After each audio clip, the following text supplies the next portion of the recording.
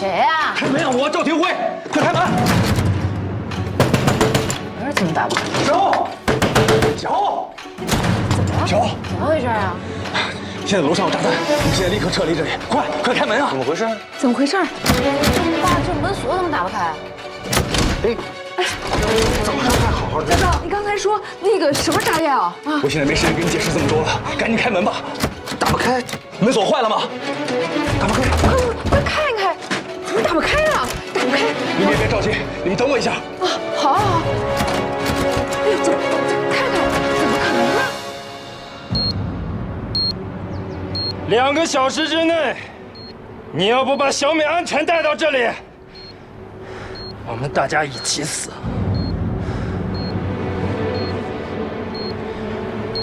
好，我现在就安排。来，大家往那边走，快，注意安全，注意安全，跟上，快往那边走，往那边走，快，确认一下后面还有没有人啊？快，赶快撤离！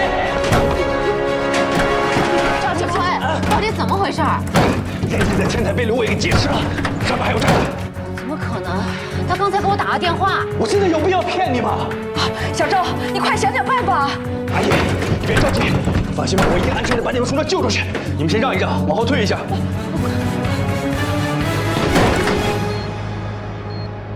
联系林晨一刊，把杨门卫送到华修院。别废话，立刻马上！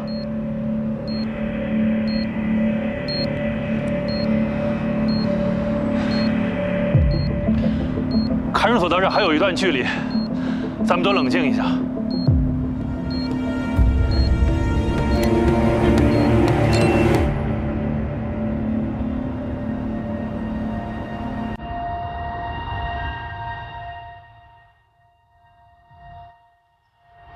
刘伟，KK 是不是你杀的？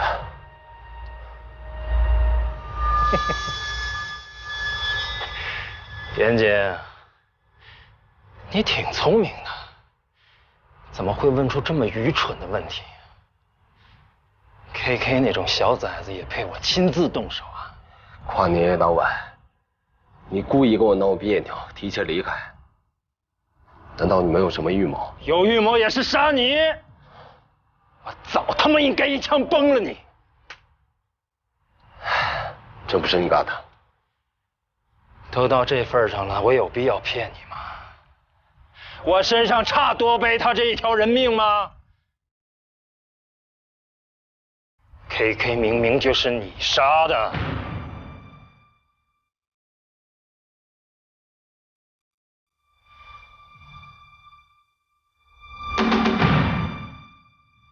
程队，季小吴家被困住了。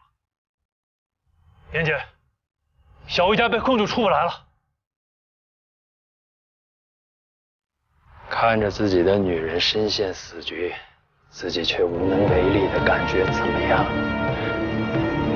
你不是无所不能吗，严姐？现在唯一能把门打开的办法，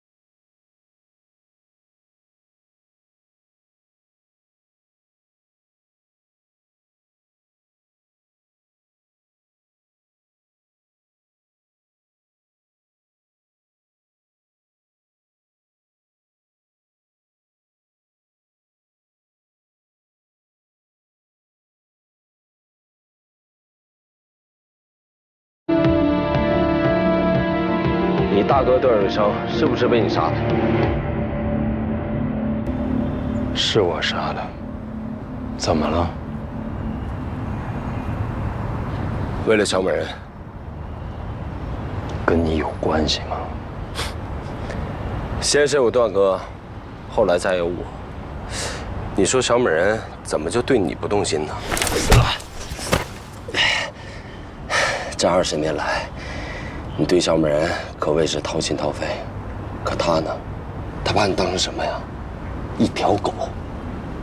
这样一个女人，值得你为她拼命吗？值得。小美值得我为她做任何事情。可你现在什么都做不了。你别以为我现在不敢杀你。刘伟，我一定要告诉你，小美人今天一早已经被枪毙了。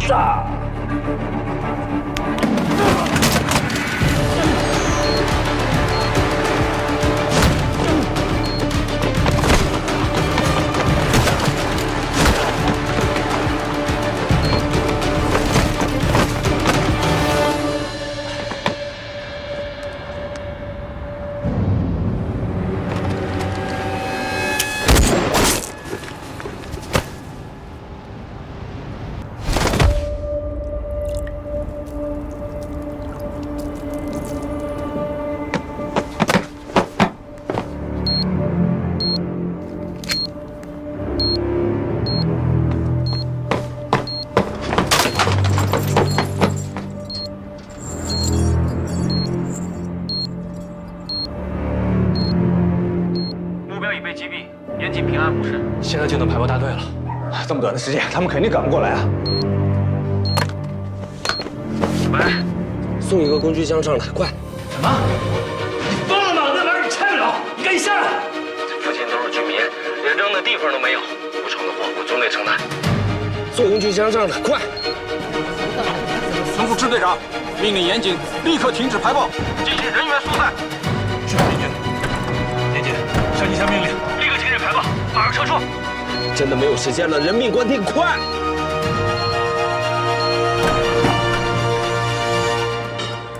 林局，严警在59特战队的时候曾经做过排爆手，有过成功的排爆经验。现在排爆大队暂时无法赶到，能否让他尝试一下？排爆大队还有多长时间能赶到？最快还有10分钟。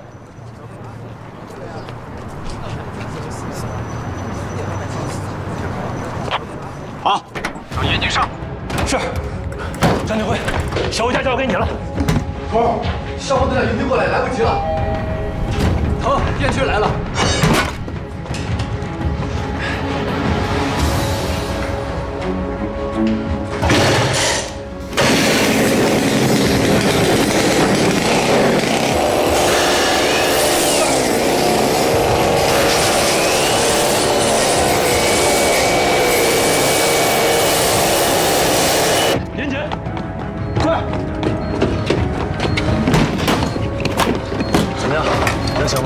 这个炸弹的设置没有那么复杂，我试试，没准能成。小吴现在什么情况？现在张军辉在想办法呢，你别分心了。你愣着干嘛？撤啊！少废话，赶紧弄你的。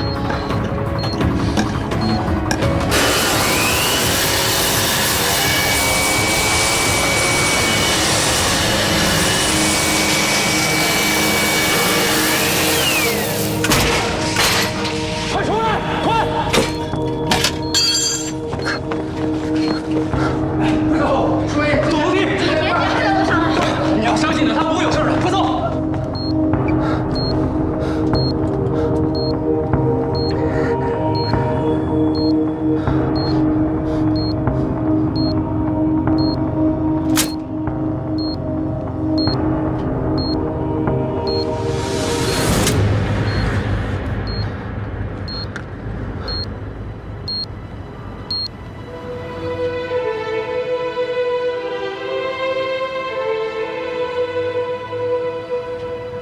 喂，小王。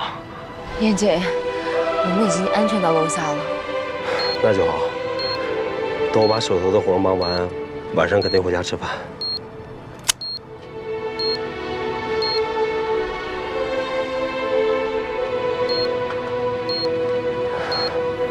怎么了？怎么不说话了？该不会咱妈又生气了吧？没有。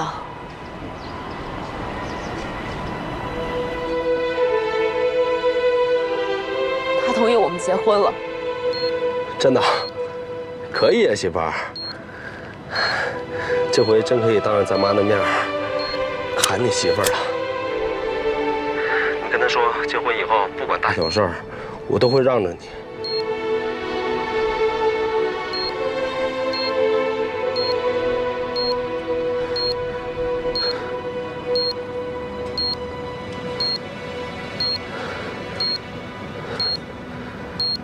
媳妇儿，你最喜欢吃的东西是什么？你做的饭。最喜欢看的电影是什么？罗马假日。那你最喜欢的颜色是什么？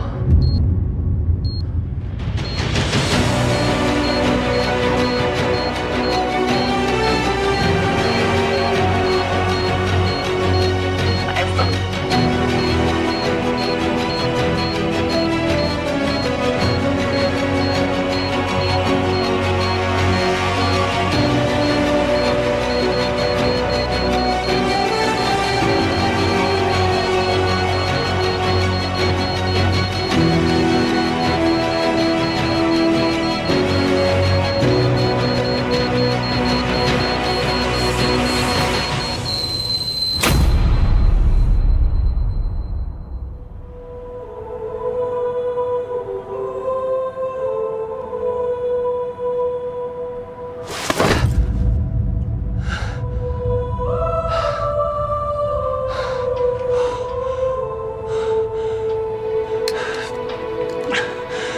情报简说，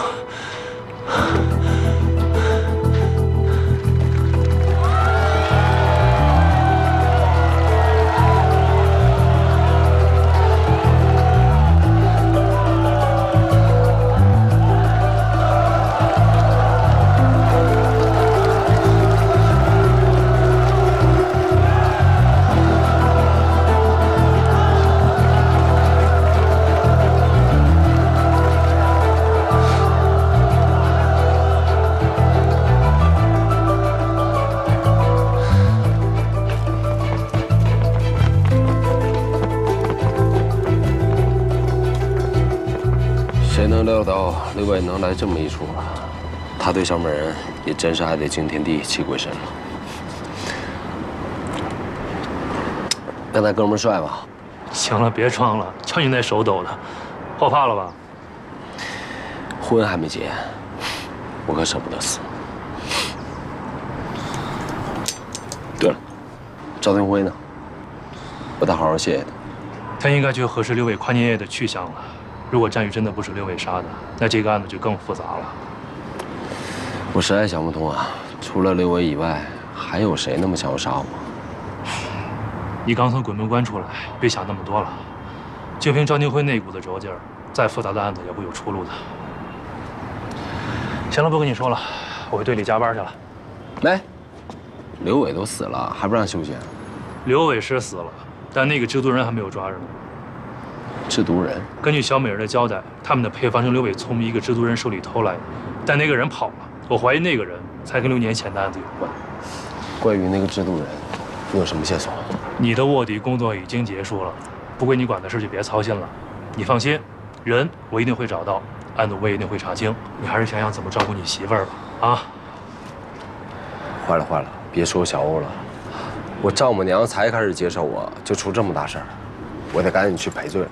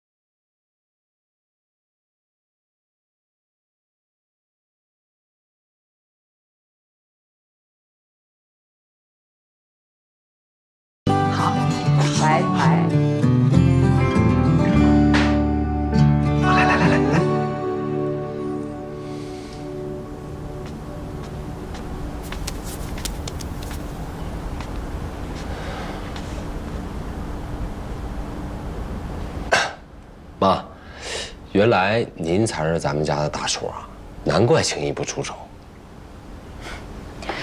生气就是生气，你喊100遍妈也没用。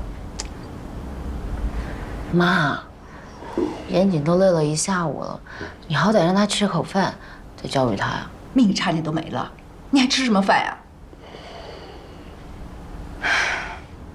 严谨，你给我听好了，从现在开始，你不再是一个人，你有小欧，将来还有你们自己的孩子，无论做什么事儿，都要对家人负责任。你要彻底的铲除一人吃饱全家不饿的光棍思想。我不管你骨子里有什么英雄主义的情节，以后再上演这出惊心动魄的大戏，我就让小欧立刻换人。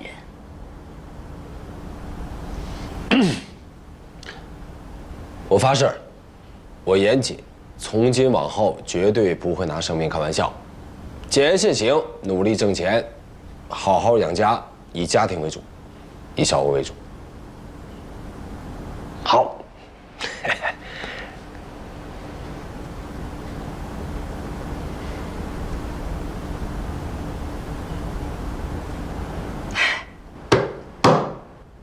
今天这么重要的日子啊，怎么也得喝2杯。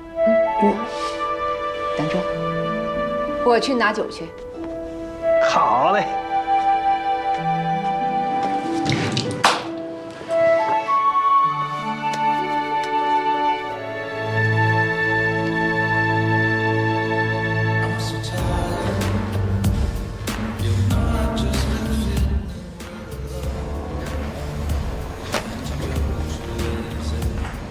认识这个人吗？认识，这不刘伟吗？他不是跑了吗？跟他熟吗？我们这是合法生意，怎么会跟贩毒的有来往？他就是到我这儿来消费，我对他有点印象。去年的12月31号的晚上，他来过这儿吗？警察先生，我真不敢得罪刘伟。不用害怕，他已经死了。死了？哎呦我的天哪！这个王八蛋，一天对我连孔在下的。哎，那他赊的账我跟谁要去啊？你先回答我的问题。去年跨年夜的晚上，他来没来过这儿？来过。那天晚上，我们店里做活动，他来的时候还跟我打了个招呼。几点来的？又几点离开的？大概是晚上10点左右来的吧，然后在包房里边玩得挺晚的，第2天中午走的吧。那天的监控还有吗？呀，那肯定没有了，我们这只保留1个月的。那你还能帮我们找到那天晚上跟刘伟在一起的人吗？我们需要核查一下。这个没问题啊，你们先坐，我去给你们问。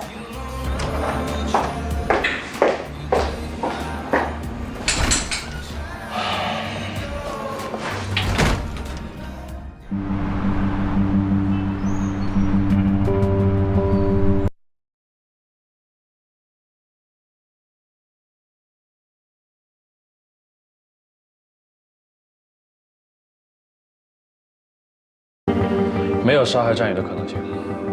我早就对刘伟没抱什么希望了。他要真是凶手，怎么可能一点线索都没有呢？不是刘伟，也不是严谨，那还能有谁呢？这大半年高开低走的，全白费。现在，咱们连寻找的方向都没有了。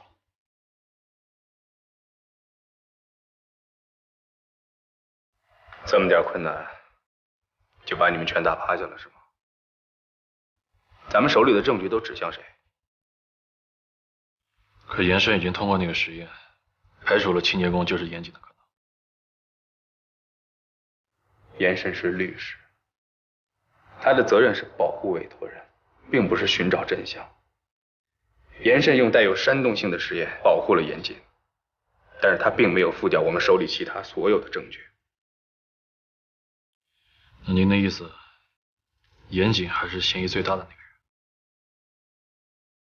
他从来没有从我的嫌疑人名单里去除过。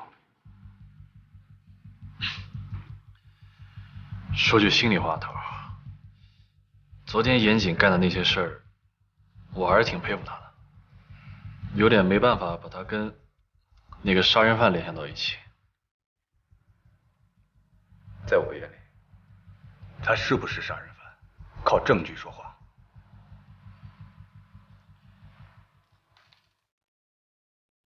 挺好，继续加大力度，寻找分尸工具跟分尸现场，这个目标是永远不变的。我们还要重新研究严慎的实验到底是不是天衣无缝的，从什么地方跌倒，就从什么地方爬起来。记住了吗？是。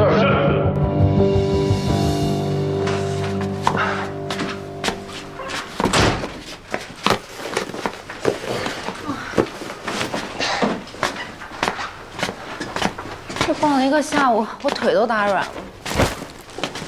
辛苦啦，老婆，来坐下，我给你捶捶。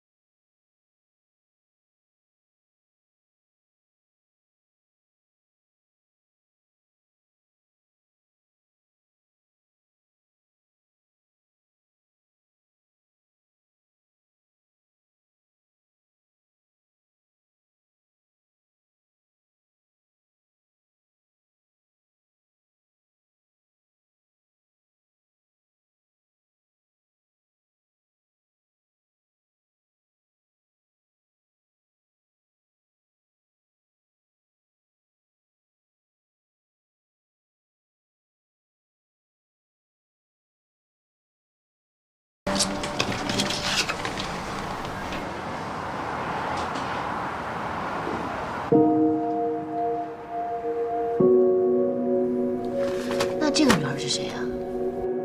不会是你的初恋女友吧？这不是，孙佳玉的女朋友叫沈五月，啊，我们原来都一起玩的。五月，这个名字好。哎，那她现在……自我叫，肚子好饿，申请加个餐行吗？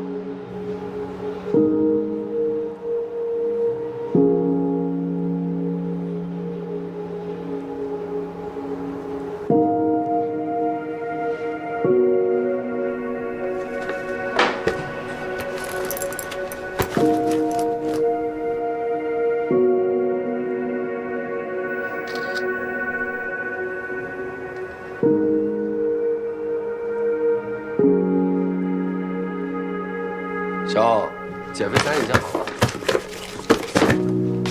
请夫人用餐吧。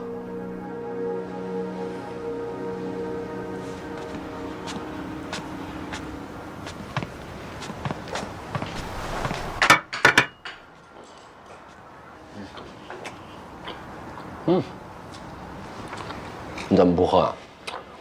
这个东西特别好，饱腹又通便。你试试。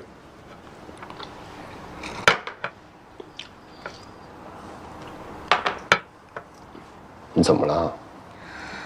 我就有点累了，喝不下了。要不你回屋里躺一会儿？我明天一早还要码货，我就先回去了。哎，我送你吧。不用了，我叫个车就回去了。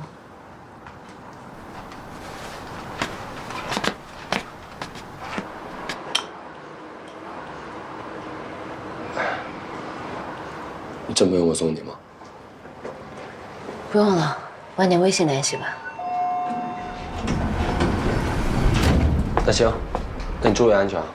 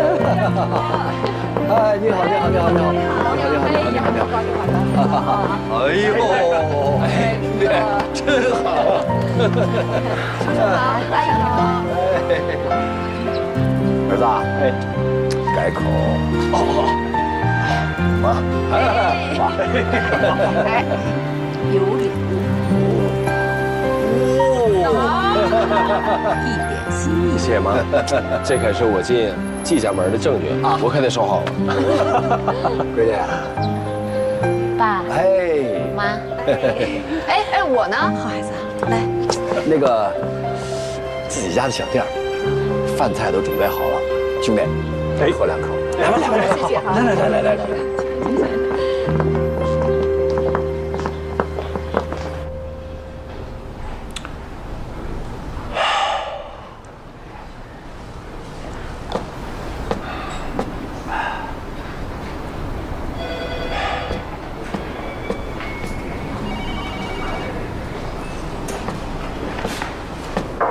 头儿，吃饭了。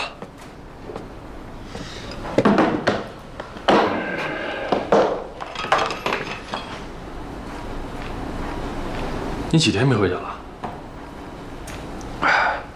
？2、3天吧。头儿，不是我说你啊，这案子永远查不完，你不能一直泡在办公室里，这样你以后可怎么找女朋友？不过你这话好像说的也有道理啊。今儿天儿不错呀，是该出去溜达溜达了。这样吧，盒饭不吃了，你陪我出去吃点吧。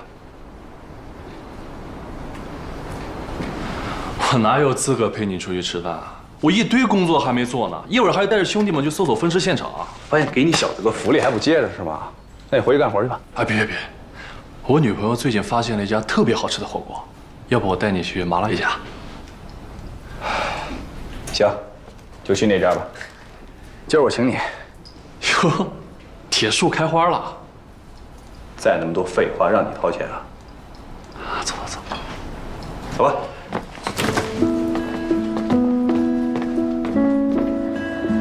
日子我可看好了啊，6月6日，这个农历的是5月初4，那个是个好日子，才子佳人，门当户对，你觉得怎么样？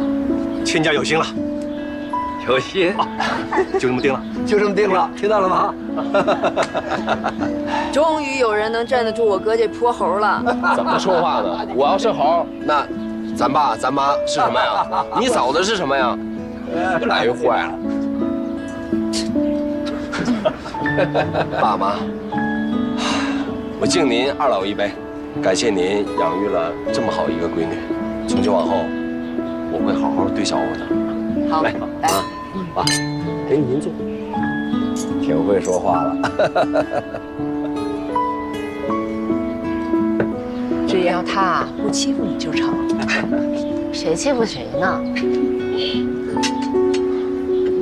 爸妈，我今天特别开心，因为我终于嫁给了爱情。我觉得啊，自己是世界上最幸福的人。我和严谨啊，以后一定会好好在一起的。好。小欧，有句话，妈早就想对你说了。要不是你，严谨现在还不知道是死是活呢。他的命，是你给的。妈，这件事已经过去了，我永远都相信严谨。就是妈，今天大喜的日子，别想那些不开心的事儿了啊！我哥跟我嫂子经历这么多才走到今天，往后全是好日子。是啊，往后全是好日子。来，大家干一杯啊！来，好日子啊！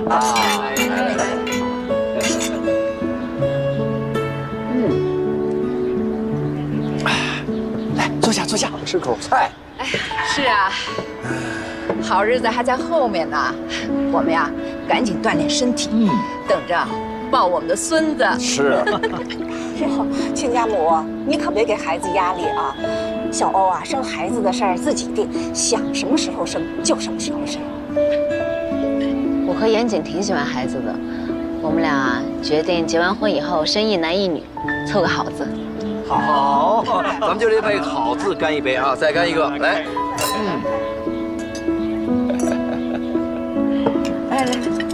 来，我给这。妈，我给他夹。啊，好，来，这给你吧。哎，来，挺好的。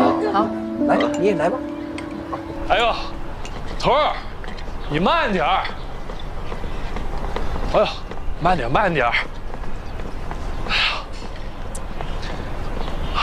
不花钱的东西就照死吃啊，丢不丢人啊？不是，我说你怎么又溜达来严谨的小区了？你是不是有什么新的线索呀？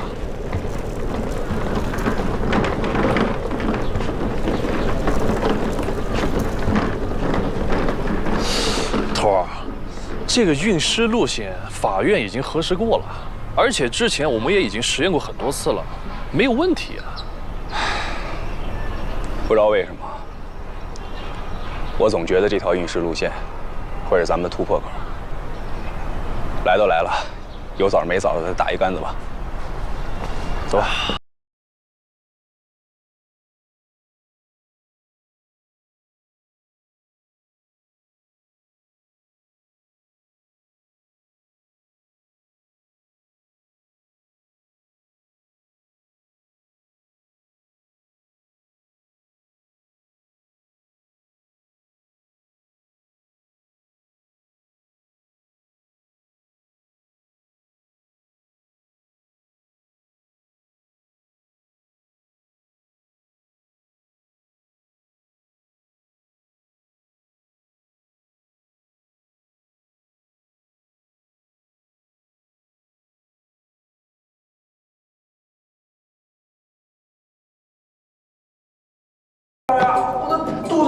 皇后马桶还吐出来！哎，给我把嘴闭上！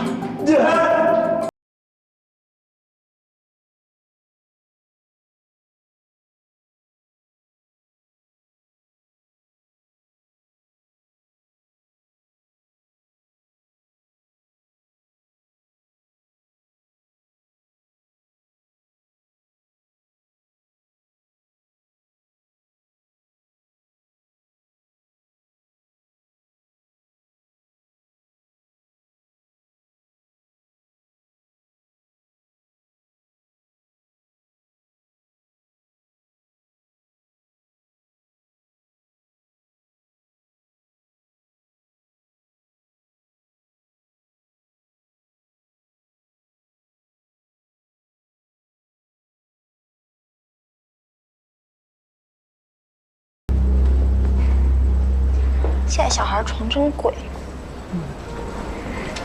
哎，你们俩这订婚宴也办完了，接下来该是盛大的婚礼了吧？嗯。你怎么看起来一点都不兴奋啊？我昨天晚上失眠，今天白天话说多了。失眠？该不会严谨宠爱的你一晚上都没睡吧？瞎说什么呢？我结婚前就住店里面。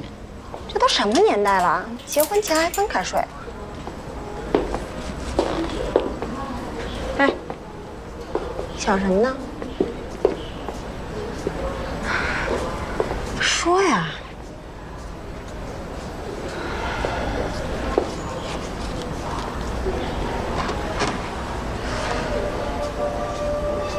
这女的谁啊？严谨初恋？严谨之前说她是孙佳玉的女朋友。但看这照片，明显这两个人就是情侣啊！这照片你在哪儿看到的？那天我去他家，在一本书里面看到的。那这事儿可就不简单了。你也觉得不简单啊？如果严谨交代了其他前任，而刻意隐瞒了这个，那就说明很有可能是他给这孙佳玉戴了绿帽子。以严谨的性格。不可能吧？这你就不懂了吧？男人可以炫耀自己花心，但对于撬自己兄弟女朋友这种黑历史，绝对不会轻易提起。这种解分项，刻意隐瞒也能理解，但你绝不能掉以轻心。严谨本来就是个抢手货，他还留着这照片，就说明他对那姑娘念念不忘。你可得看紧点儿。这年头，初恋杀伤力特别强。可别一不小心，让这初恋杀个回马枪。严谨不是这样的人。你要是相信他，你就不跟我说这些了。要不，走，吃甜品去。没有什么是一顿评评解决不了的。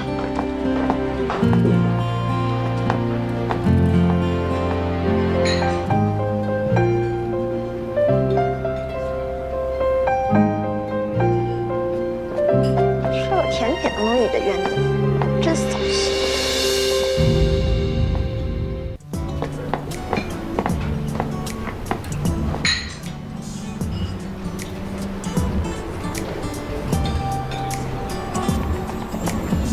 吃个甜品都能理的怨女，真扫兴。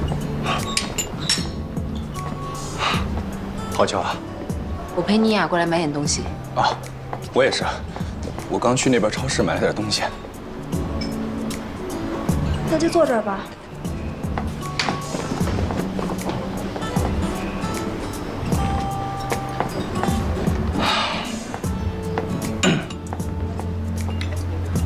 赵警官不是最不喜欢吃甜食了吗？尤其是杨枝甘露，怎么现在也好上这口了？该眼馋的眼馋，不该惦记的，趁早死了这份心吧。嗯。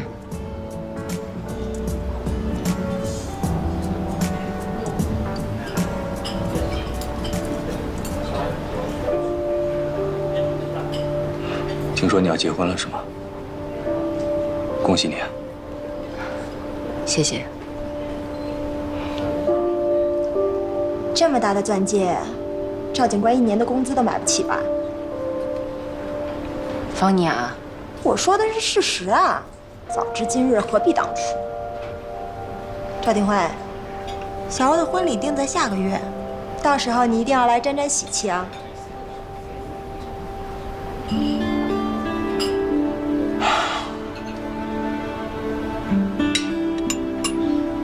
我局里还有点事儿，你们慢慢吃吧，我先走了。哎，战宇的案子有没有新的进展？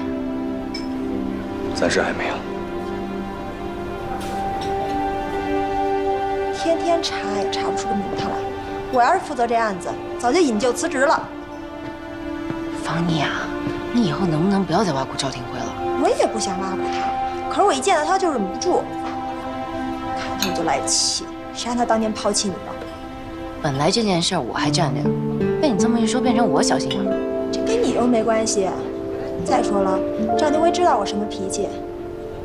人家现在还是孕妇，激素水平不稳定，你就谅解一下好不啦？服务员，哎，来了，我要点单。你要点什么？给我来个 cheesecake。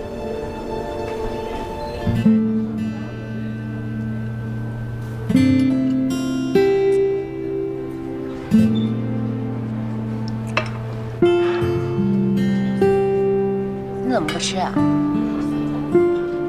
你吃口我这个吧，特别好吃。又酸又甜的，有什么好吃的？你就吃一口吧，保证你会喜欢上。啊？走吧。我们领导。喂，李局。啊，是的，案情有了新的进展。是的。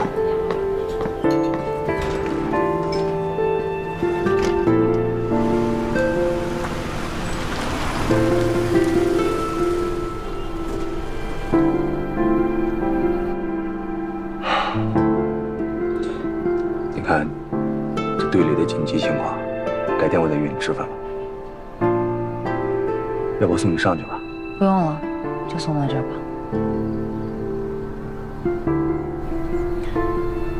小赵廷辉，你爸妈同不同意我不在乎，我在意的是你的想法。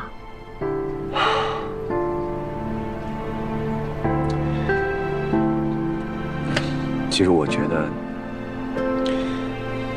这婚姻再怎么说都是两家人的事情嘛。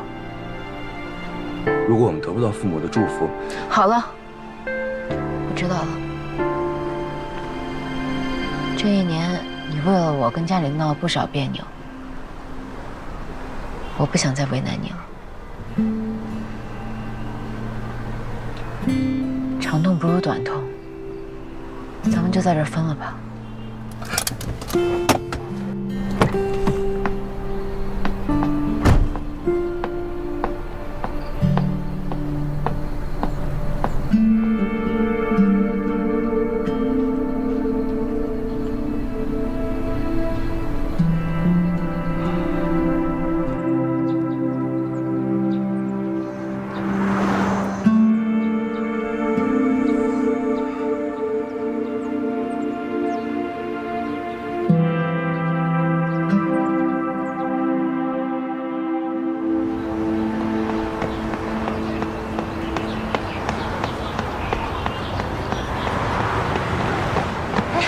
冯大哥，哎，小欧，你怎么在这儿呀？这话我应该问你啊。今天你怎么想着来跑步啊？减肥呀，总得在婚礼上美美的吧？看来这减肥都成女孩子的信仰了。你跑完了吗？还得跑一会儿。怎么着？我带你跑会儿。好呀，好久没跟你一起跑步了。走。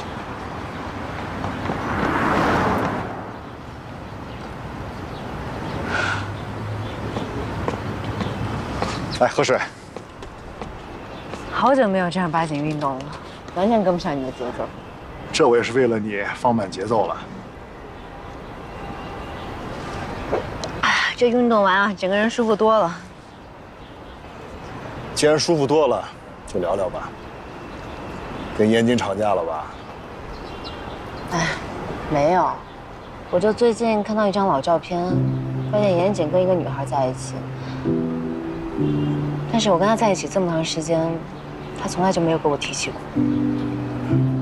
小欧啊，这每个人都有过去，这过去呢就会有很多小秘密。既然你选择和严谨在一起，就不要介意他的过去。哎，冯大哥，你知不知道一个叫沈五月的女孩？五月，我知道，但不太了解。这姑娘不是去世了吗？已经去世了。啊？你不知道啊？对不起啊，我可能有点说的多了啊。哎，这都是过去的事儿了。之所以严谨不愿意提，这可以理解。那他和严谨还有孙佳玉之间是不是发生过什么事儿啊？孙佳玉和严谨是在武警特战队认识的，我是后来在禁毒支队和严谨认识的。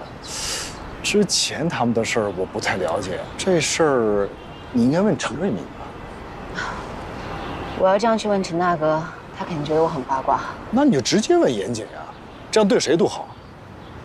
哟，我该去接乐乐了，要不我开车把你送回店里。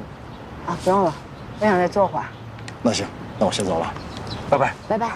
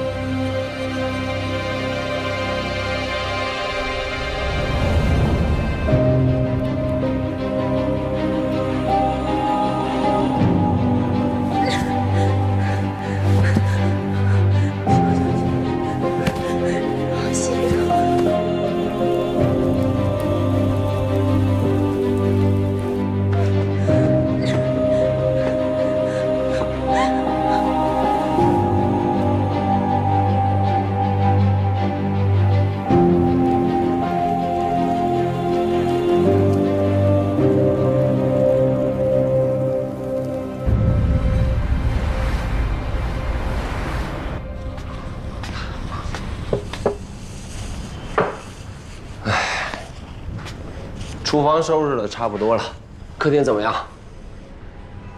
还不错，跟我想象的差不多。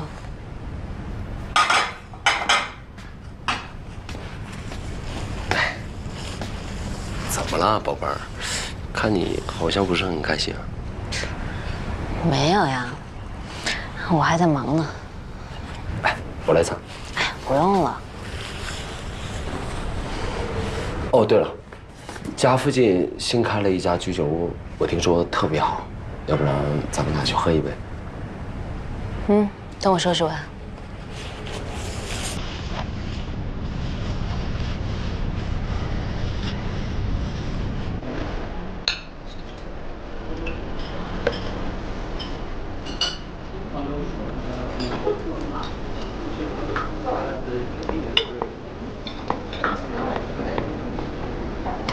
不想减肥也不至于自暴自弃吧？啊？我一连喝了好几天了，今儿就想多吃点。行，吃，无非就是婚纱里多塞个几个肉，我陪你一块吃。老板，再给我一份刺身拼盘，一份炸猪排。好的。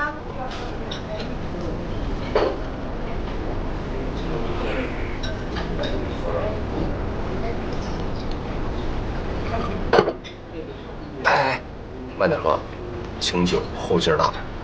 你又不是不知道我的酒量，这点酒都不够我塞牙缝了。你这酒留着养王八呢，喝掉。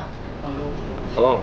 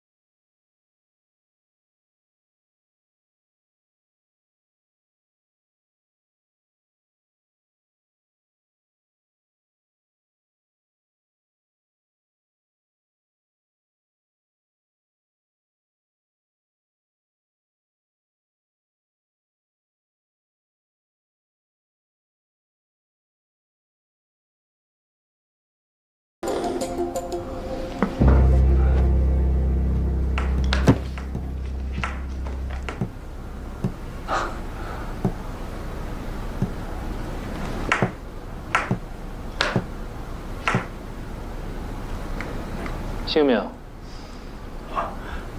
黄发祥，年龄54了。老黄是吧？哎，知道为什么抓你吗？哎呀，我这还正想问您呢。抓我的那个警察说我是什么制毒人。警察同志，我连初中都没毕业，我怎么可能会制什么毒啊？我再给你一次坦白的机会啊，你好好想一想自己都干了些什么。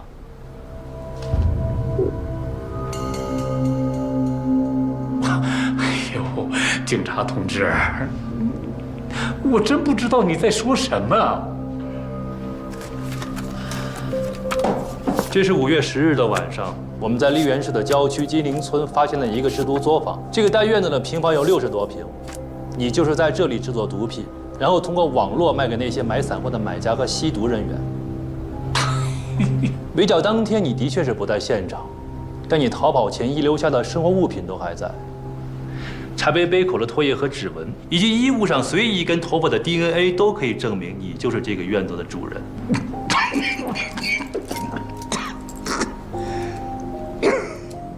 还是不想说是吧？啊，我听你说，你的货在圈内算是上等尖货，销售渠道既专业又隐蔽，一看你就是制毒界的老炮啊！以你的级别，怎么也得傍个大买家长线合作啊！怎么会心甘情愿地卖散货挣小钱呢？除非你是被别人强行踢出了局，逼不得已才用这种方式挣钱糊口。我们刚刚破获了103特大贩毒案的头目小美人曾经亲口交代过，他说他们最早的货就是跟一个神秘的制毒人在网上交易的，后来他的搭档刘伟想自产自销，于是偷了配方，并想暗杀这个制毒人，只可惜让这个人跑了。你的货跟小美人的货在配方成分上一模一样，你就是这个神秘的制毒人。还有什么可狡辩的？警察同志，你说的我是越来越不明白了。去年12月之前，你一直在小美人的水产公司做门卫，你用一种最危险也是最安全的方式去观察你的仇人，或许是想报仇，却始终没有得逞。由此可见，你这个初中都没有毕业的人还是很有头脑和胆识的。你说像你这么聪明的人，坦白从宽这么简单的道理，还用我跟你多说吗？啊，黄发祥。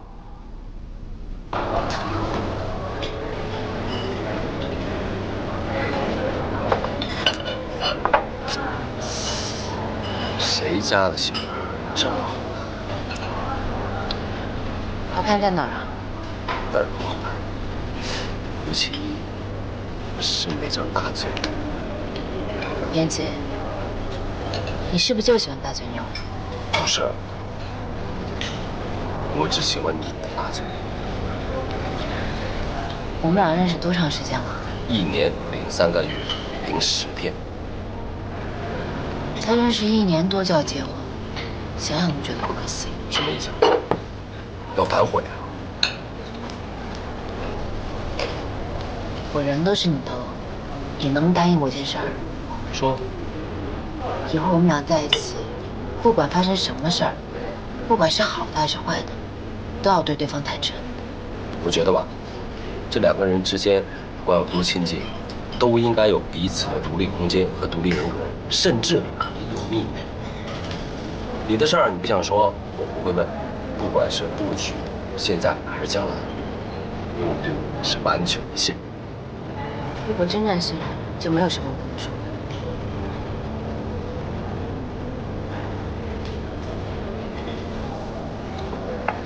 你跟沈5月到底什么关系？不是说过吗？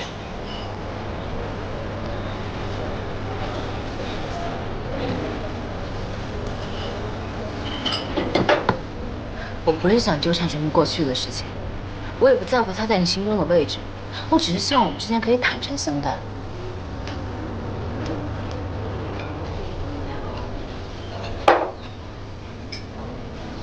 我知道这个女孩已经离开了。那你还问这么多干嘛？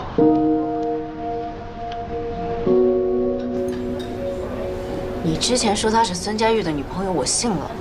但如果你是我，看到这样的照片，你会怎么想？难道你不好奇吗？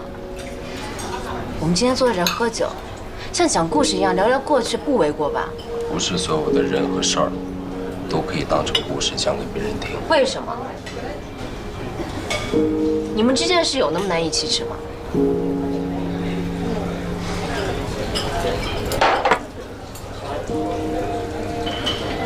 妍姐，你不要让我觉得你那么陌生好不好？我真的不知道你们之间到底发生了什么事儿，能让你提都不能提。难不成沈五月的死还跟你有关系啊？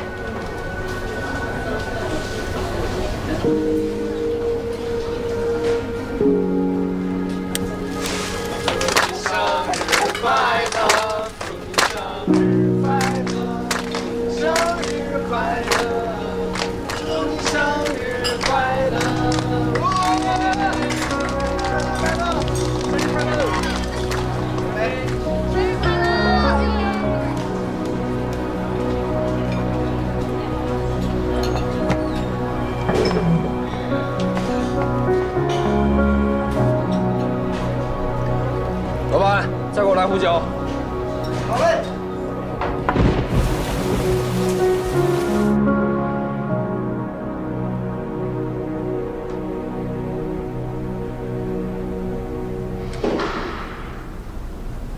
留给你坦白的时间不多了，你到底说还是不说？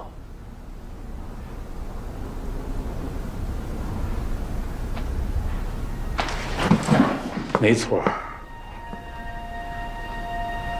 小美人以前的毒品是我供的货。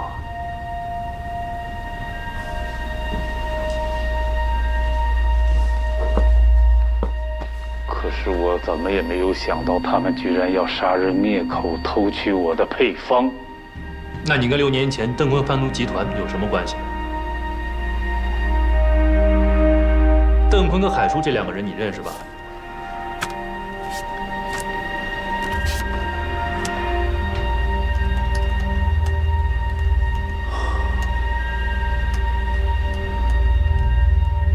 那我要是说了，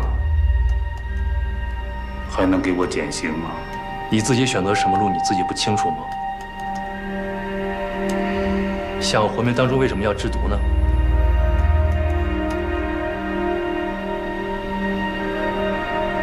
黄八强，你当这是哪儿啊？这事儿由不得你琢磨，你今天必须要说清楚，毒品配方到底是怎么来的，你跟6年前的案子究竟有什么关系？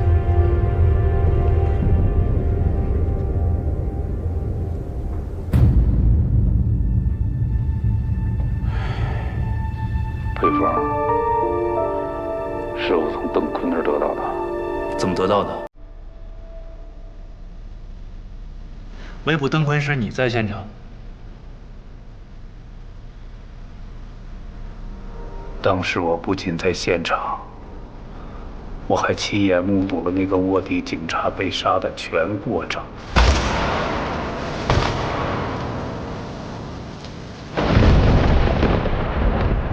你要说什么？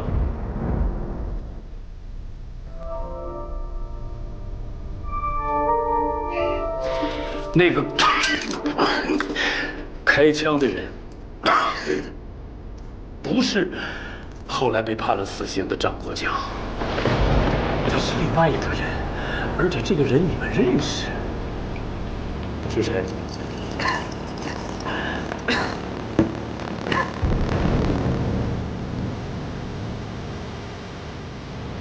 是当时还是缉毒警察的严谨。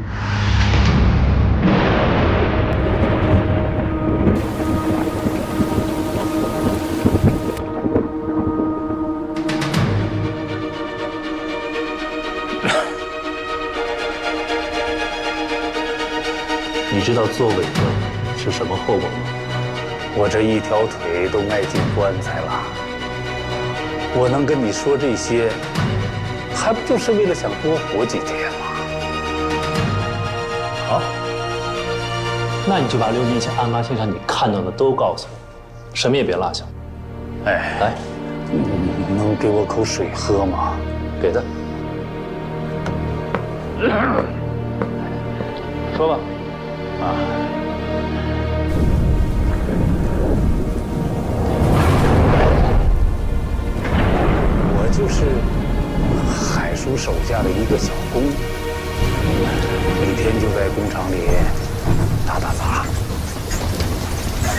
叔的货呀，纯度特别高，人也守信，所以那些年邓坤一直跟海叔合作。海叔用了1年的时间，研制出了一种新型的毒品。很快，他们就定好了日子，要跟这个邓坤进行交易。地点呢，就在中缅边境附近山林里的秘密制毒工厂。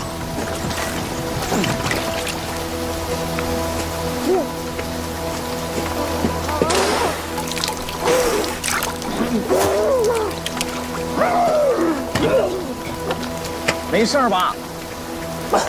没事，谢谢。妈的，这真不是人干的活儿。谁让干这个挣得多呢？嗨，你把这2壶水给海叔送过去。哦，记住，不该看的别看，不该问的也别问，啊。哎，去了啊。好。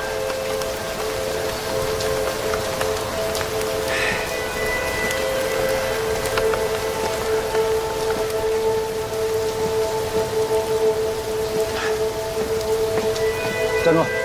干什么呢？我来送开水。给我吧。我去，给我就行了，回去。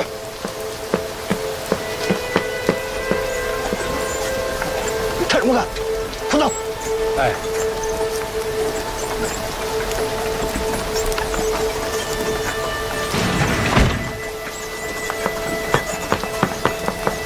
海叔可能怎么也没有想到。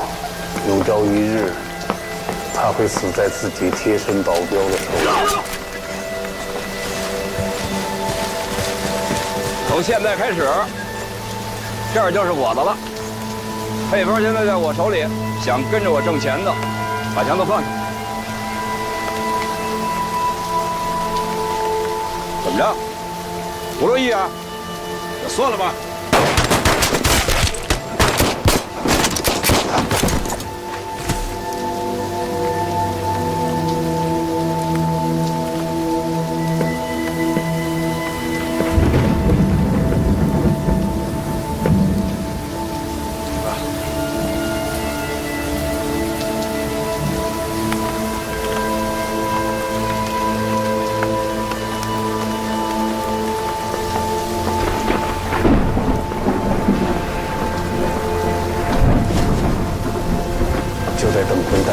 制毒工厂的时候，警方就围剿上来了。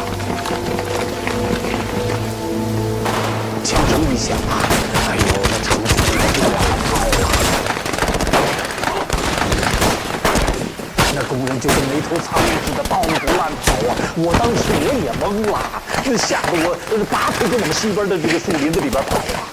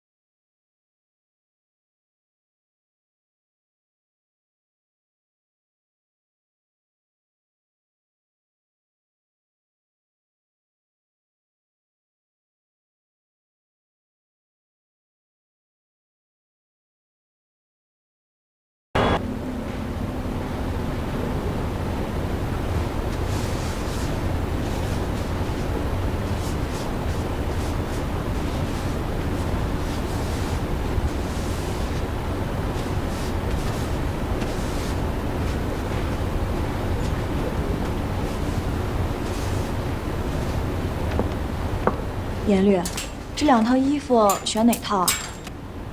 颜律，就白色那套吧。好，那就搭配这件黑色的吊带和红色的口红了。那我们就先把衣服换一下，再做最后调整。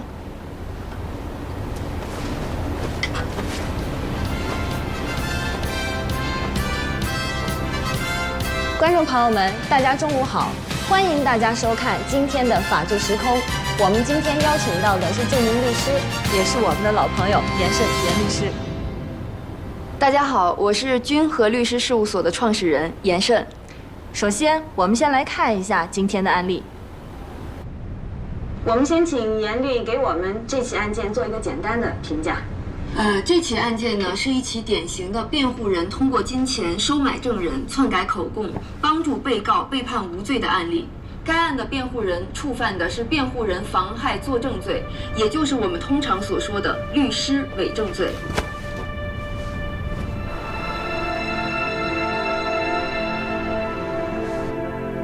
后来我看报纸的时候才知道严谨脱罪了，判了张国强的死刑，证据就是落在现场的一只鞋。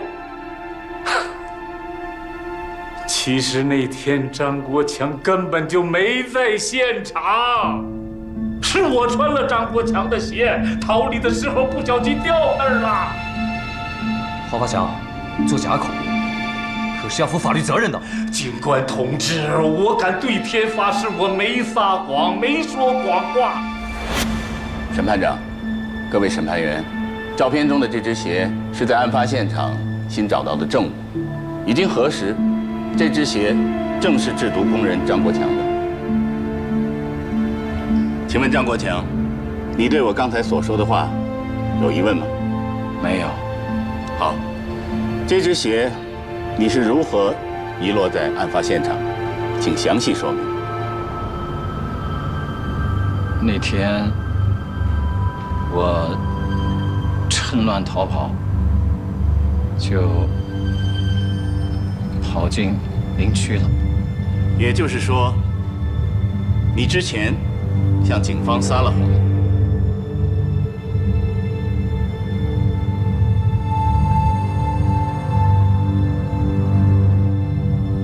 请你继续。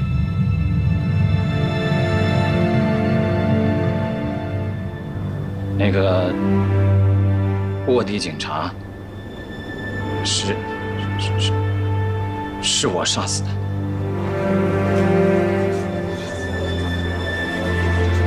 安静，现场安静，请犯罪嫌疑人继续陈述案情。是我用被告人的枪打死他的。你指的被告人是在座的严谨吗？是啊。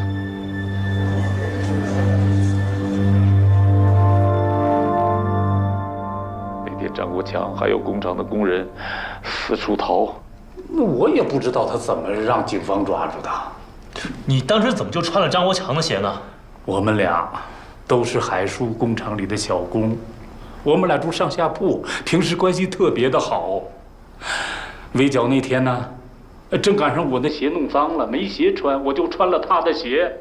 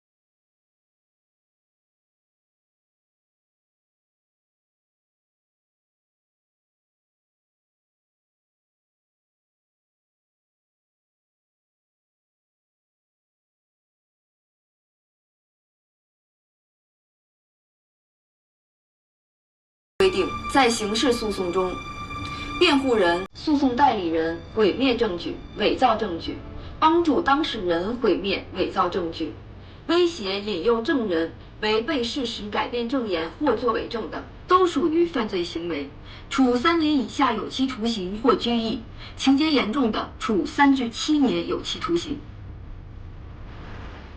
我们经常会讨论一个尖锐的问题，就是律师的责任究竟是以委托人的利益为主，还是以案件受到公正的审理为主？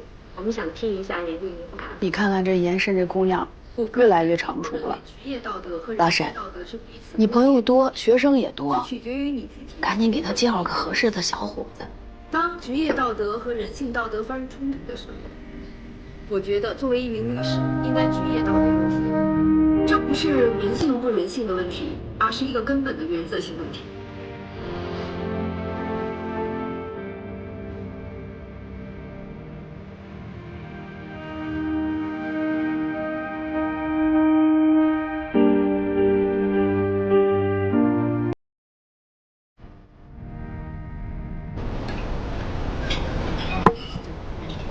今天的法治时空就到这儿了，感谢您的收看，再见，再见。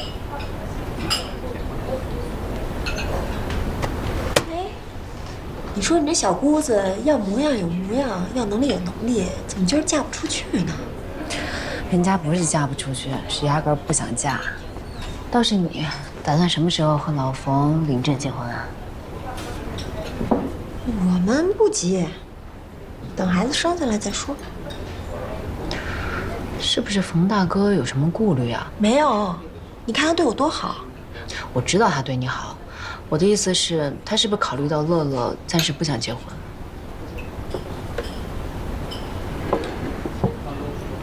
那也不是，乐乐其实挺喜欢我的，只不过我一直没有明确的跟他提过这事儿，所以老冯也就没提。冯大哥不提怎么行啊？这孩子都有了。你们未婚同居本来就不合适，现在孩子都怀上了，这样拖着不领证可说不过去啊。只要老冯能跟我在一起，对我对孩子好，早结晚结我都觉得挺幸福的。哎，对，你问没问严姐那照片的事儿啊？她跟那姑娘还有孙佳玉到底什么情况啊？吵架啦？你知道有没有结婚证的愿意为了心爱的男人生孩子？你犯了周围一张照片跟他吵架吗？所以你到底是问还是没问啊？我问了，但他没有说。我觉得吧，有些事情不需要弄那么清楚，尤其是以前的事儿。既然他不想说，一定有他的理由，我何必强人所难？只要不影响我们俩的生活，我也不会介意的。心真大，我得向你学习。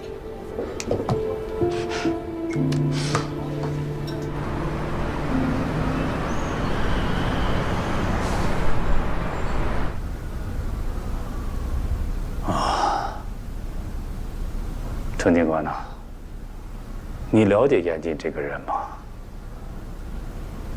你知道他为什么要去当这个卧底呀？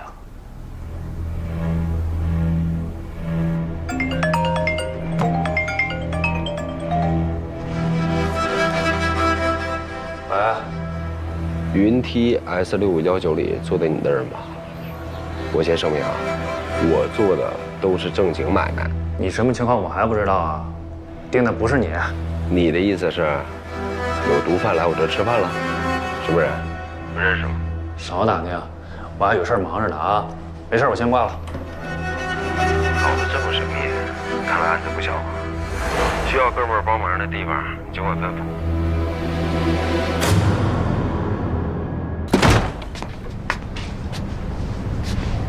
挺舒服啊，严总。你要真是一个人过不下去，赶紧找个姑娘，别三两句在我们家赖着不走啊！怎么的，不欢迎我？你没看到你儿子画的全家福啊？就你那张脸是随便勾描一下，我估计啊，孩子连你长什么样都给忘了。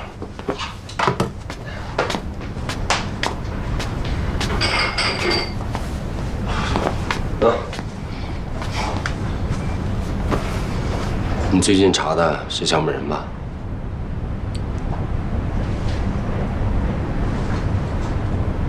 哎，我就知道啊，这个女人真不一般。这半年，她想方设法的给我拉关系，也是不安好心。小美人对你有兴趣？我估计啊，是对我的背景和人脉关系有兴趣。她一直想要拉拢我合作，但你也知道，我这个人啊嫌麻烦，能躲则躲。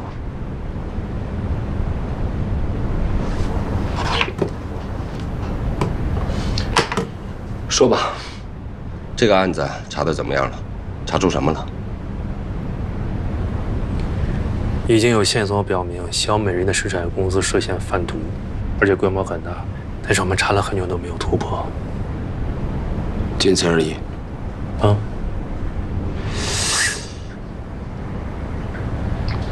看你这遮遮掩掩的样子，我就知道这个案子肯定不一般。说。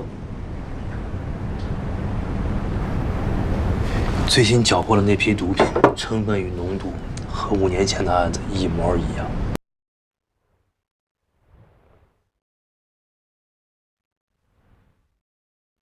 你好日子过够了，跟毒贩接触有多危险，你又不是不知道。二子是因为这个案子而牺牲的，到现在这个案子还没破，你觉得我会甘心吗？我不管你甘不甘心，我不可能让你去冒险。小美人他们做事非常谨慎，你不是也一直没有办法从他们内部获得情报吗？这么下去，他们的毒品会源源不断的流入市场，到时候会有多少人因此被害？你有想过吗？妍姐，二子已经没了，我不能让二子他不能白死，我不管付出多大代价，这一回我必须要上。相信我。只要咱哥俩联手，一定事半功倍。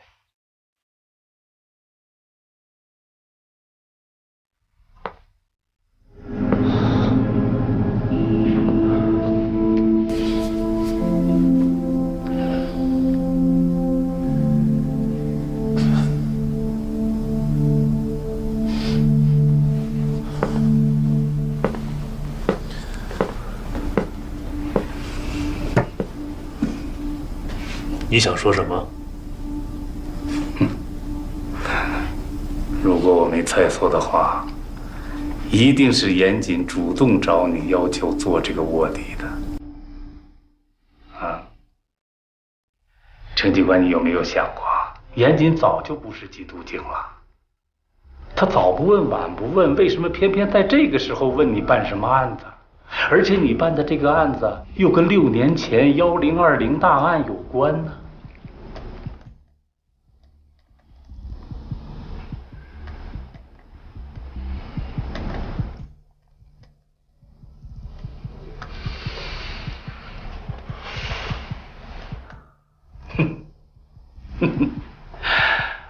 我就知道，严谨没跟你说实话。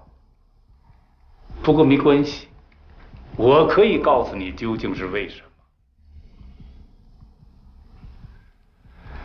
其实，在严谨主动找你当这个卧底之前，我曾经给他打过一个电话。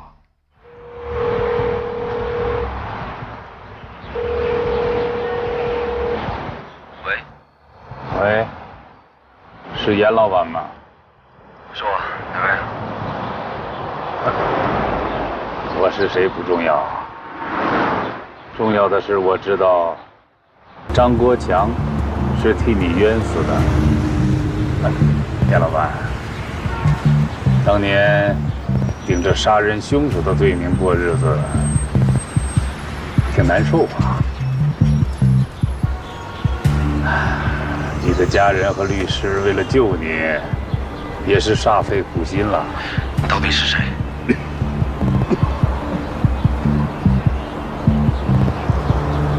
我知道，小美人对你很感兴趣。如果你愿意配合警方，除掉他和刘伟的贩毒集团，我会让你知道我是谁的，也会帮你永久隐瞒这个秘密。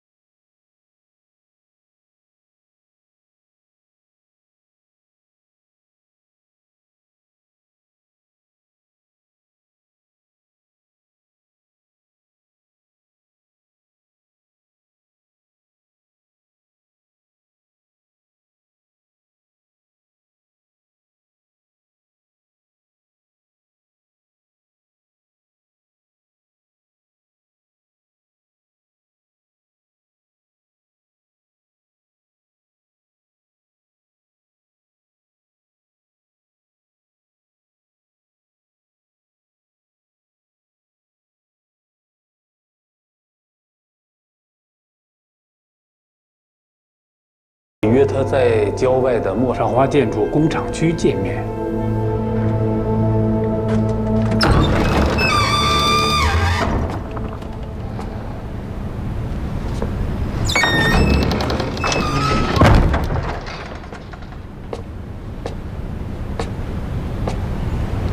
严总你好啊！放心，就我一个人。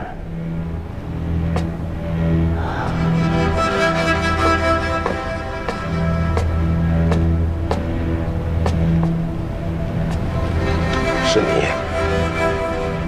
没想到吧，严总？咱们之前也是抬头不见低头见，啊！我的事儿，你是怎么知道？当年我是海叔手下的一个工人。当你和孙家玉和邓坤持枪对峙的时候，我就躲在旁边的沟壑里，不小心目睹了全过程。严总恐怕没想到吧？啊？我已经在配合警方调查小美人贩毒集团了。你答应我的事儿，你要说到做到。哎呀，你放心，你只要按照我们说的去做，你的秘密我们绝对不会告诉任何人的。你，哎，我想知道，就你现在这副样子，你能不能完成我们之前的约定啊？啊，吸毒的人我可见得多了，多半都丧失了意志，你可不能误了我的事儿啊！你放心吧，我比你更着急除掉他们。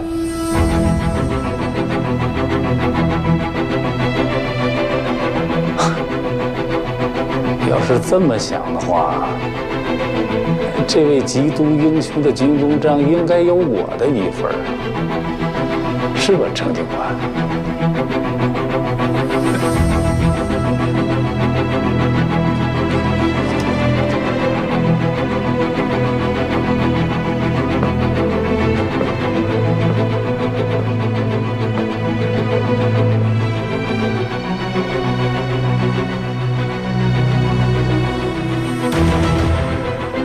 程警官，你真的了解严谨这个人吗？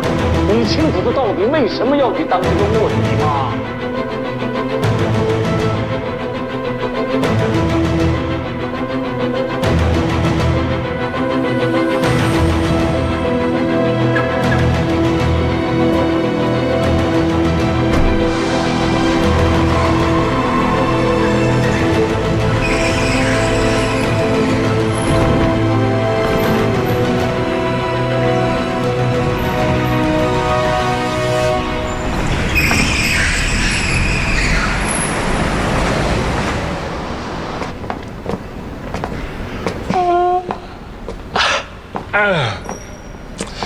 喝的是咖啡吗？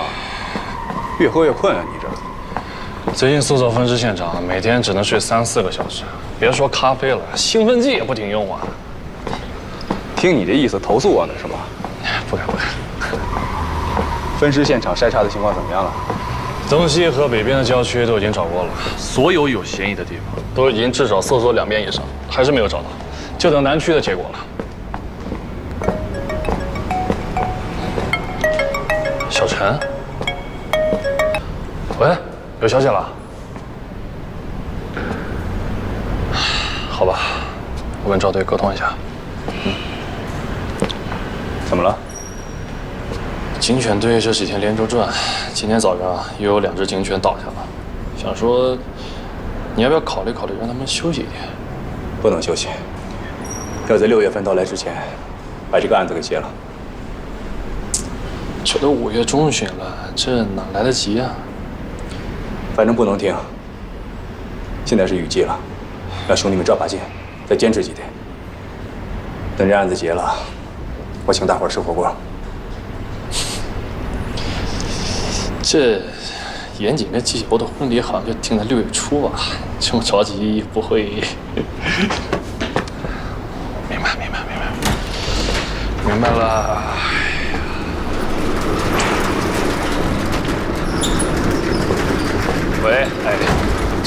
说了，案子破了，请大家伙吃饭。好，大家再辛苦辛苦啊，辛苦。哎呀，你怎么那么烦人呢？不要惹你陈哥不高兴，懂不懂？还跟我聊什么火锅？你那个地儿料不行，懂不懂？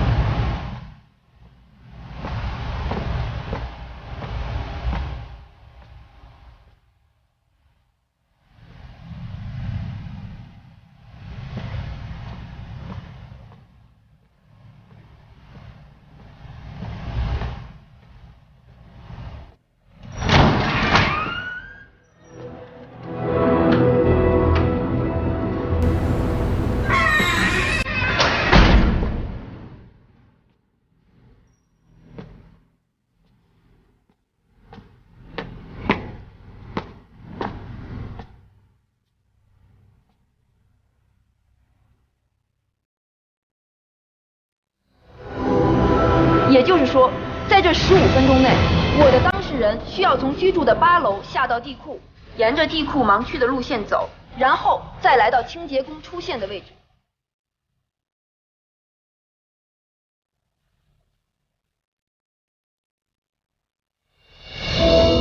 你们地下1层这个门，平时都是关着的吗？啊，这个门平时是锁着的，但是每周一为了方便运送垃圾才会打开。每周一？对，因为每周一是小区大扫除的时间。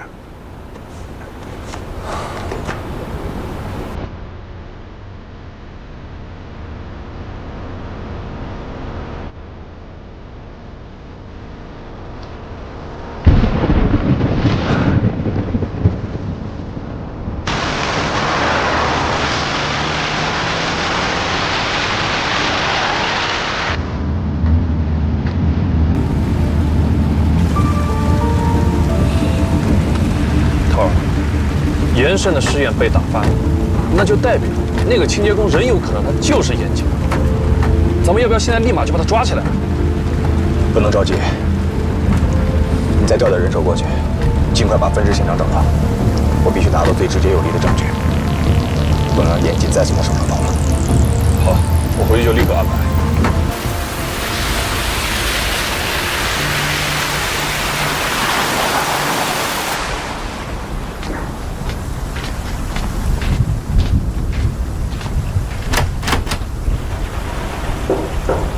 你睡个觉锁什么门啊？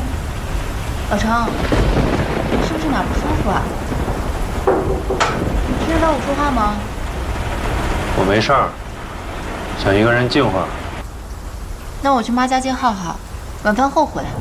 哎，冰箱里我今天煮的排骨，你一会儿热热煮个面吃吧。知道了。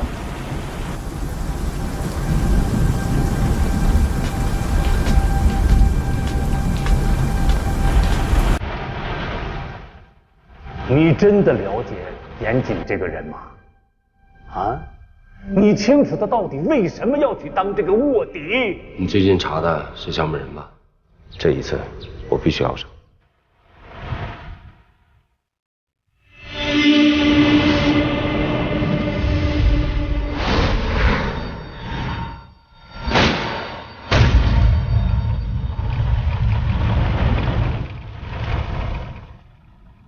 咱哥俩联手，一定事半功倍。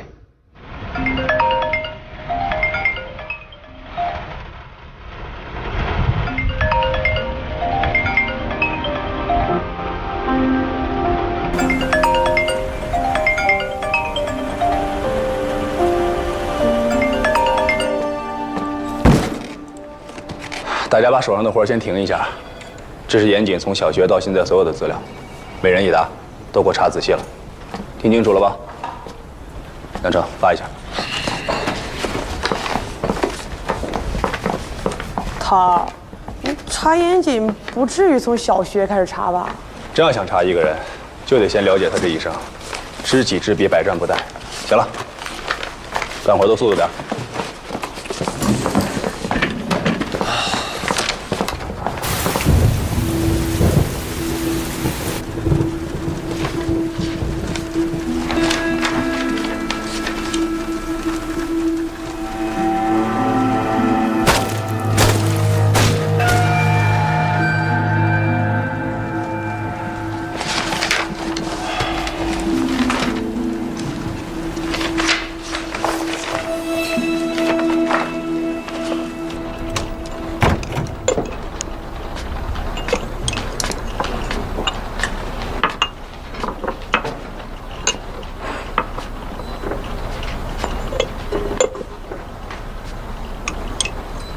哎，行了，看啊，都是早上刚打上来的海鲜，还有上等的法国白葡萄酒，这好东西啊，必须得咱哥俩同谋享用，够意思吗？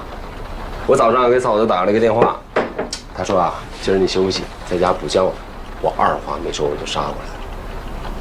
我今儿啊必须得给你补补身体，说吧，这螃蟹是想吃清蒸的还是香辣的？这点头什么意思啊？顺蒙圈了吧你？来，喝口酒，清醒一下。开空气呢？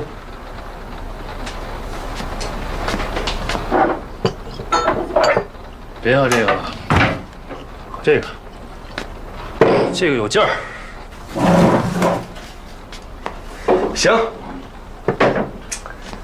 难得大哥好兴致，开了。那我忙活菜吧啊。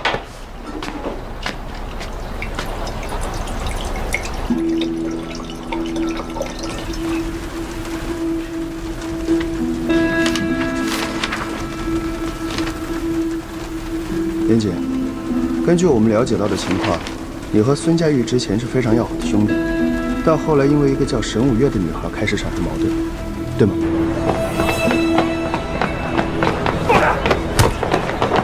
你什么爷爷？五月变成什么样了，你知道吗？都是因为你。要是此事的原因跟我没关系了。等等，大家都是兄弟，有什么话不能好好说？啊？你问他把我当兄弟吗？还是我以前兄弟吗？从来没想过跟你严大公子配兄弟。行了，儿子。好啊，从今天开始，咱们哥俩老死不相往来。好，但如果五月再因为你有三长两短，我不会放过你。沈五月的死和孙佳玉有关系吗？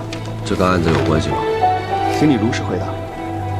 孙佳玉在做卧底前就跟沈五月分手了，但她并不接受，一度陷入消沉，染上了毒品，吸毒过量去世。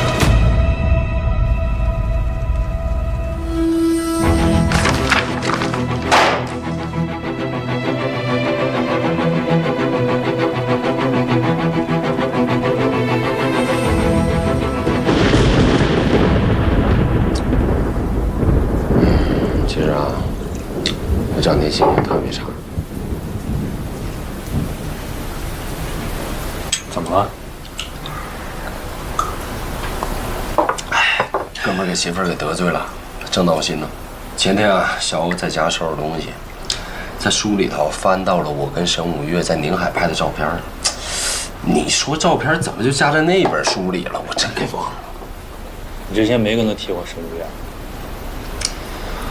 他看到过咱们5个人的合影，在别墅的时候也问过我，我就说沈五月是二子的女朋友，不就是怕纪晓欧瞎想吗？谁成想还有一张照片在家等着我，跳进黄河都洗不清了。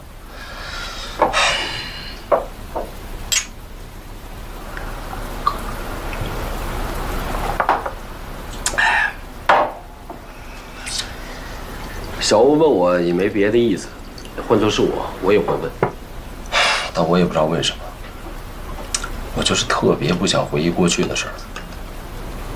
我真希望自己能够彻底的失忆，把之前所有的痛苦统统忘掉。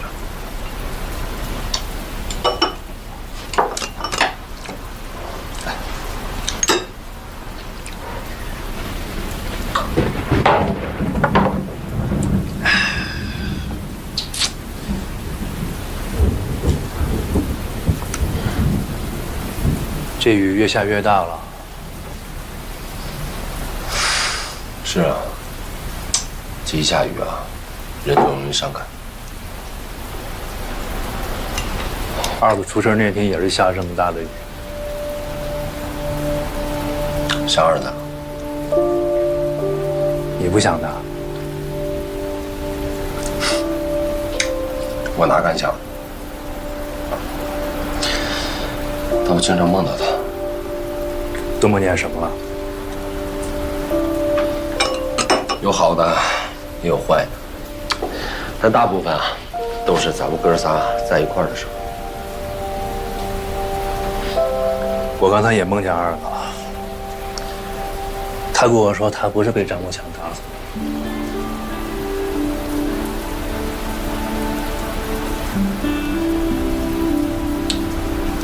嗨，一场梦而已，别想多了。改天啊，咱们俩去看看儿子。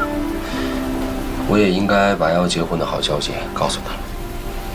好啊，来，吃个螃蟹。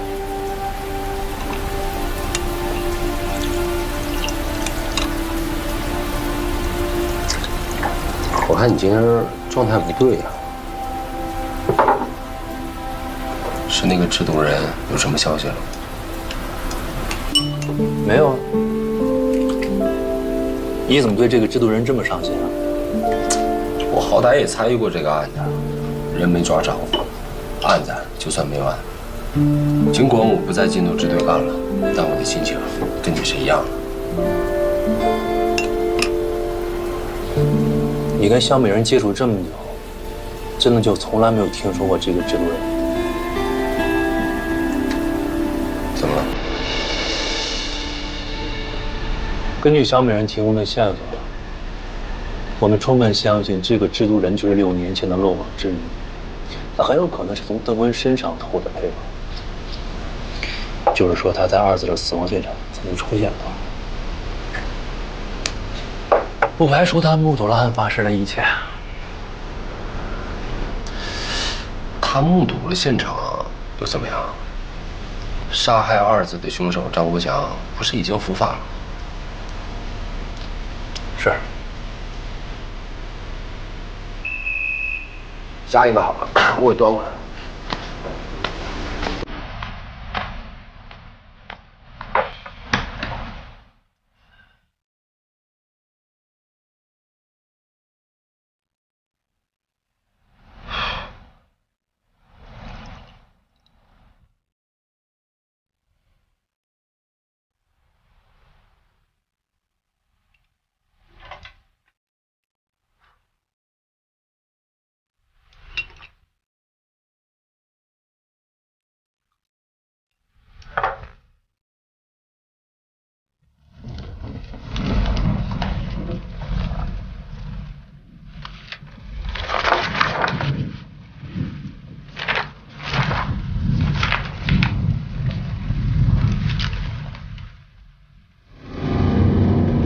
张国强，你打死孙佳玉之后，往哪个方向跑的？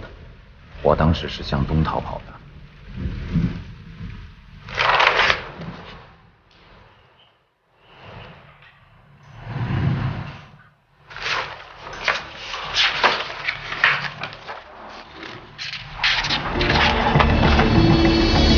你再仔细回忆一下，你在打死孙佳玉之后，到底是往哪个方向逃跑的？西边，我方向感不太好，之前跟警方说错了，后来我仔细回忆了一下，是西边。你确定吗？确定。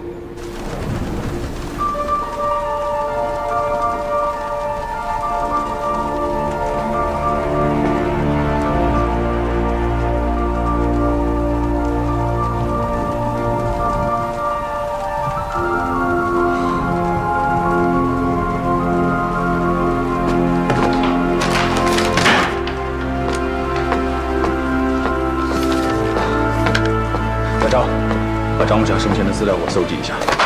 好好的调查他干嘛呀？叫你去你就去，明天给我回复啊。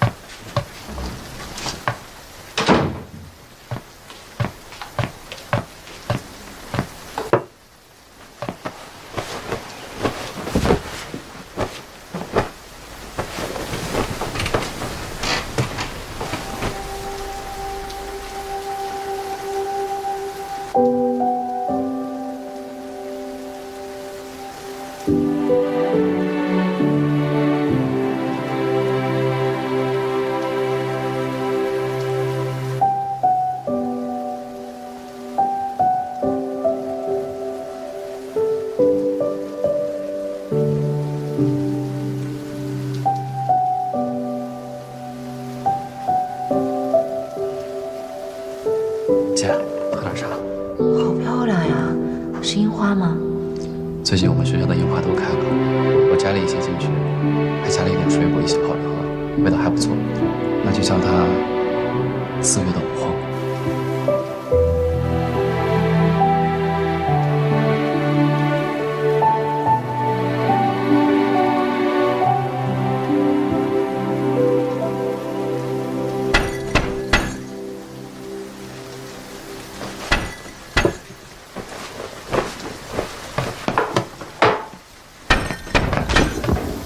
小，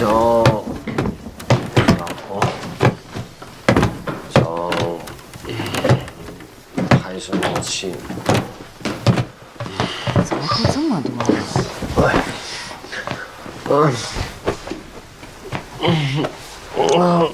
小，干嘛呀？小，对不起，我不应该骗你。你骗我什么了？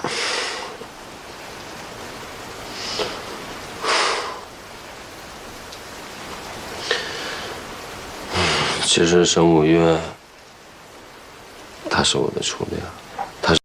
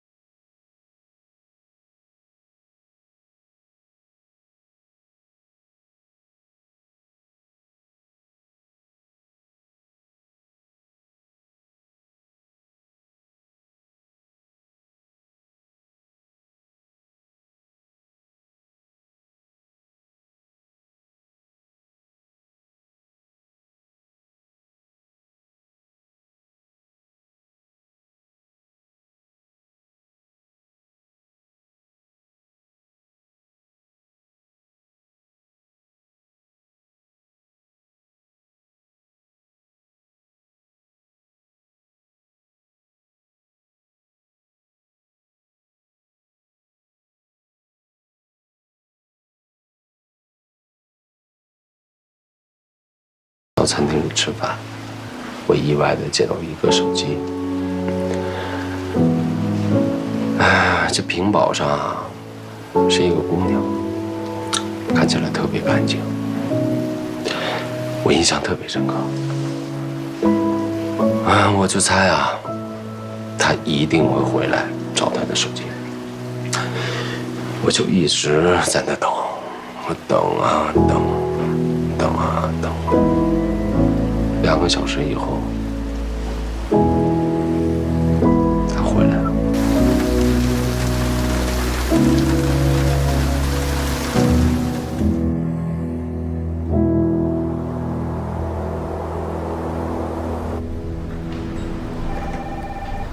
张国强死前得了癌症。我去了张国强的村子，跟他之前的朋友聊了几句，说他生前四处借钱，为了看病。具体什么病不清楚，所以后来我去了医院调了他的病历，这才发现了问题。6月份查出来的癌症，他被捕是10月份。看来张国强是为了钱才被迫制毒的，应该没错。张国强现在家境怎么样？据村里人说，当年张国强杀害警察一事，给全村都蒙了羞。他死后，他老婆也没有跟村民有过多的来往。哦，对，他们有一个儿子，有轻微的智障，后来出了车祸就瘫痪在床上。我偷偷去他们家看了一下，发现他们家有一个比较新的2层小楼，院子里晒了很多粮食，还种了不少果树，这点让我很奇怪。按理说家里死了男人，又有一个病孩子，日子应该过得比较难才是啊。这样，你去趟银行，把张国强跟他老婆的银行账户查一下，看看有没有大额存款的记录，啊，顺便把严谨跟严慎的也一起查了。你的意思是张国强是被……干活去吧。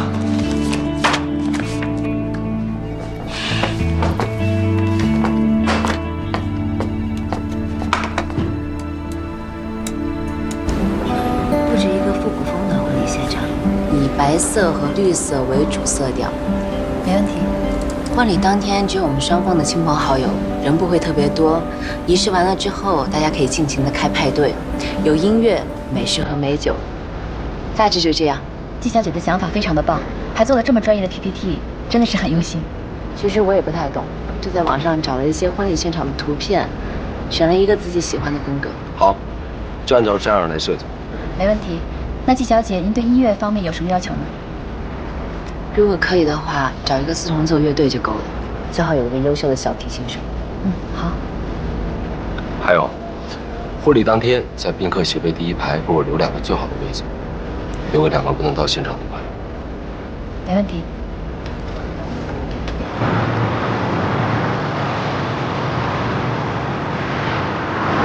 刚严善给我打一个电话，他跟设计师已经约好了，明天上午10点，咱们到工作室去婚纱。这么凶猛？那我明天在店里等你，咱们俩一起吃早饭吧。好。严善他怎么样啊？我听他说话的声音，好像有点感冒。那咱们俩去看看他。那个丫头工作请得六亲不认，估计咱们俩去了，她也没空理我。那你这个当哥的也不能不闻不问啊。再说还有这个小嗓子。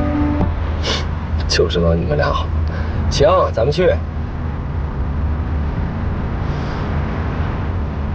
呦，我给忘了，今天晚上有个预定，还是个生日派对，我得回去盯着。行，你忙你的，我去就好。那我改天再去看他。好。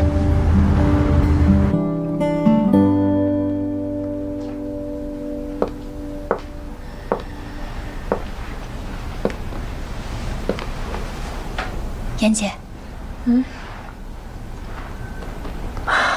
着了。几点了？8点多了。您都感冒了，要不早点回家吧？我送你回去。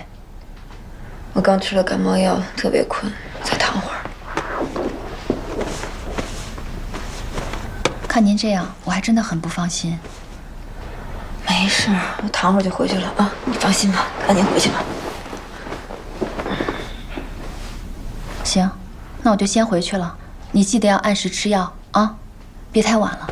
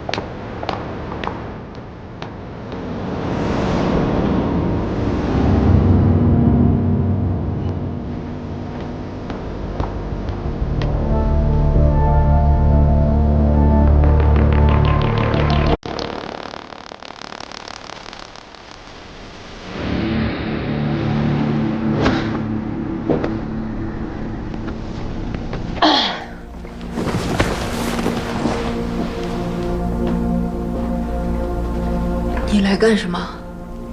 我没法不来啊，电话你也不接，短信也不回，我只能来找你了。现在赶紧离开，否则我就报警了。报警？哎，好啊，我正好想找警察呢。我想跟警察说说你干的龌龊的那些事儿。